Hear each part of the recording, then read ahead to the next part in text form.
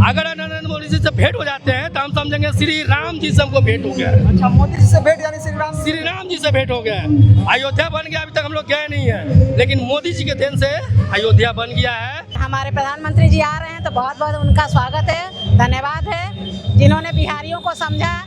जय श्री राम। बहुत अच्छा लग रहा है कि पीएम मोदी बिहार आ रहे हैं। आज सम्राट कैबिनेट का जो है मंत्रियों का शपथ होना है, यानी कि पटना के ऐतिहासिक गांधी मैदान में सम्राट कैबिनेट में जो मंत्री बनाए जा रहे हैं उनका जो है शपथ होना है। तो उसको लेकर देखिए कि आज पूरे पटना में जो जश्न का माहौल है, बीजेपी की तरफ जो है जश्न का माहौल देखा जा रहा है। और देखिए कि भारत के प्रधानमंत्री नरेंद्र मोदी भी मौजूद होंगे और साथ में गृह मंत्री अमित शाह भी मौजूद होंगे। तो देखिए कि अभी हम भाजपा कार्यालय के बाहर हैं और देखिए कि जगह जगह पर जो है कार्यक्रम रखा गया है। जिस तरह से पीएम मोदी का आगमन होने वाला है और अमित शाह का आगमन होने वाला है, तो देखिए कि ऐसे में जगह जगह पर देखेंगे कि यहाँ पे इस तरह का जो है कार्यक्रम हो रहा है। उन्हें जो है सम्राट चौधरी का, जिस तरह से सम्राट चौधरी बिहार के मुख्यमंत्री बने हैं, तो देखिए कि सम्राट कैबिनेट के नए मंत्रियों का विस्तार हुआ है और उसमें आज जो है मंत्रिमंडल का शपथ होना है। तो ऐसे में कहा जा रहा है कि कुछ नए चेहरे भी हो सकते हैं, जो पुराने मंत्री हैं वो भी जो है रिपीट हो सकते हैं। तो नए मंत्रिमंडल का शपथ होना है, तो ऐसे में भाजपा में जो है एक तरह से देखिए कि उत्साह नज़र आ रहा है। और जिस तरह से भाजपा जो है बिहार में भाजपा का मुख्यमंत्री बना है, तो देखिए कि सम्राट कैबिनेट का शपथ होना है। तो हम कुछ लोगों से भी बातचीत करेंगे, मोदी को लेकर क्या कुछ कहते हैं और किस तरह से पीएम मोदी का जो है चुनाव के बाद पहली बार आगमन हो रहा है। तो ऐसे में हम लोगों से बातचीत करेंगे क्या कुछ वो लोग कहते हैं। देखिए कि तमाम महिलाएं हैं जो खड़ा हैं, उनसे भी हम बातचीत करेंगे। आज पीएम मोदी चुनाव के बाद पहली बार बिहार आए हैं, क्या कुछ आज अपार हर्ष हो रहा है क्योंकि सम्राट चौधरी हमारे यहाँ के मुख्यमंत्री बने और भाजपा की जीत यही नहीं पश्चिम बंगाल में भी हमारी जीत हुई है, तो बहुत खुशी की बात है। और हमारे प्रधानमंत्री जी आ रहे हैं तो बहुत बहुत उनका स्वागत है, धन्यवाद है जिन्होंने बिहारियों को समझा। जय श्री राम। अच्छा, पश्चिम बंगाल में भी भाजपा की सरकार बन गई, लेकिन वहाँ तो ममता बनर्जी बोल रहे हैं कि हम तो कुर्सी छोड़ेंगे नहीं। छोड़ना ही पड़ेगा, उनका कार्यकाल 5 तारीख को ही समाप्त हो गया है, तो छोड़ना ही पड़ेगा उनको, वैसे भी छोड़ना पड़ेगा, कैसे नहीं छोड़ेंगे। बंगाल में लोग बहुत बता रहे थे कि जय श्री राम नहीं बोलते थे, लेकिन भाजपा की सरकार आई है तो जय श्री राम बोलना चाहिए। बिल्कुल, हम लोग सनातन हैं और जय श्री राम क्यों नहीं बोलने दिया जाएगा। इसकी हम ये बहुत दुर्भाग्यपूर्ण स्थिति थी हमारी, अब हम लोग पूरे सनातनी एक हो गए हैं। जय श्री राम बोलेंगे, हर हर मोदी बोलेंगे, घर घर मोदी बोलेंगे।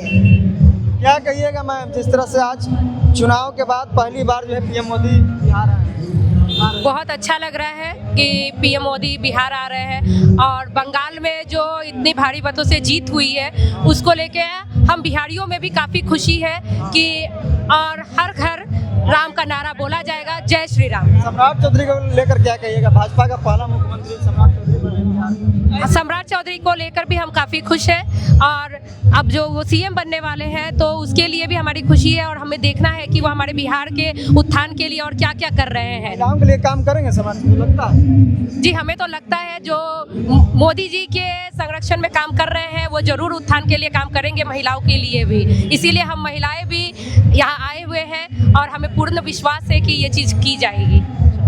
देखिए कि काफ़ी संख्या में महिलाएं मौजूद हैं और जिस तरह से पीएम मोदी का आगमन होना है, अमित शाह का भी जो है आगमन होना है, तो ऐसे में देखिए कि सम्राट कैबिनेट का बैठक होना है और मंत्रियों का शपथ होना है। तो जगह जगह पर जो है इस तरह का कि जगह जगह पर जो है कार्यक्रम रखा गया है। जब इस रास्ते से गुजरेंगे, पीएम मोदी गुजरेंगे, सम्राट चौधरी गुजरेंगे, अमित शाह गुजरेंगे, तो उनके स्वागत के लिए देखिए कि तमाम जो बीजेपी के कार्यकर्ता हैं वह जो मौजूद हैं और देखिए कि काफ़ी उत्साहित हैं। ममता बनर्जी तो कुर्सी छोड़ ही नहीं रही है, पश्चिम बंगाल में भी बीजेपी का सरकार। अगर वो कुर्सी नहीं छोड़ेंगी ममता बनर्जी अपने अति हक से, तो उनको डिसमिस कर दिया जाएगा और ऐसा डिसमिस कर दिया जाएगा कि अगला इलेक्शन में वो शर्म के मारे लड़ेगी नहीं। अगला इलेक्शन में, क्योंकि ऐसा है कि हिंदू जाग चुका है, ठीक है। अच्छा, ऐसा था कि बंगाल में 2011 से एक मंदिर बंद था, जो वहाँ का मुसलमान को उनसे दिक्कत हो रहा था कि ये मंदिर से हमको बहुत दिक्कत है। लेकिन जैसे सरकार आया बीजेपी का, वो मंदिर में पहले चर्चा हुआ, हर चीज़ हुआ, मंदिर खुल गया।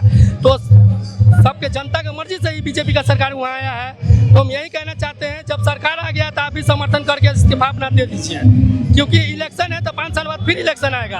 अगर आप जनता के साथ रहिएगा तो आपको सपोर्ट मिलेगा, जनता के साथ नहीं रहेगा तो आपको फिर सपोर्ट नहीं मिलेगा। कहा जा रहा है कि जैसे ही बीजेपी का वहाँ सरकार बना है, वहाँ पर बीजेपी के कार्यकर्ता हिंसा कर रहे हैं, टीएमसी का जो है दफ्तर पर जो है लाठी चला रहे हैं इस तरफ। नहीं, गलत बात है। टीएमसी का ही कार्यकर्ता लाठी चला रहे हैं।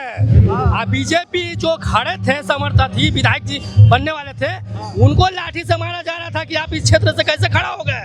और 2.5 लाख सेंट्रल पुलिस वहाँ उतार दिया गया, फिर भी सेंट्रल पुलिस नहीं काम कर रही है। देख लीजिए आप, ये जनता का प्यार है कि बीजेपी का सरकार है, क्योंकि अभी का जनता बीजेपी को पसंद कर रहा है, किसी को नहीं पसंद कर रहा है, क्योंकि बीजेपी काम कर रही है, हर चीज कर रही है। और नरेंद्र मोदी एक ब्रांड हो चुका है, क्योंकि अभी अगर श्री राम जी हम आए हैं बनारस में तो देन है सिर्फ नरेंद्र मोदी जी का। हाँ, अगर हाँ ठीक है, नरेंद्र मोदी जी नहीं है तो समझे कोई नहीं है। अगर नरेंद्र मोदी जी से भेंट हो जाते हैं तो हम समझेंगे श्री राम जी से हमको भेंट हो गया। अच्छा, मोदी जी से भेंट यानी श्री राम जी से भेंट हो गया। अयोध्या बन गया, अभी तक हम लोग गए नहीं है, लेकिन मोदी जी के देन से अयोध्या बन गया है। और उनका प्रति जो भी संघर्ष कर रहा है, अति कर रहा है, सबसे बड़ा सवाल है ना कि अभी आतंकवादी का नहीं चल रहा है।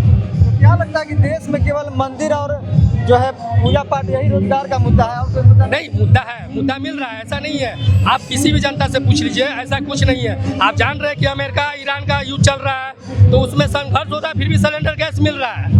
इसमें नहीं है कि नहीं मिल रहा है। महंगा भी तो हो गया। तब महंगा हो गया तो ये एजेंसी कर दिया है, मोदी जी नहीं किए हैं। मोदी जी ये बोले हैं सारे राज्य को, मुख्यमंत्री को। अब तो हर जगह बीजेपी का ही सरकार हो गया, तो एजेंसी अपना मनमानी कैसे करेगा? तो मनमानी इसलिए कर रहा है क्योंकि सरकार तक बात नहीं पहुंच रहा है।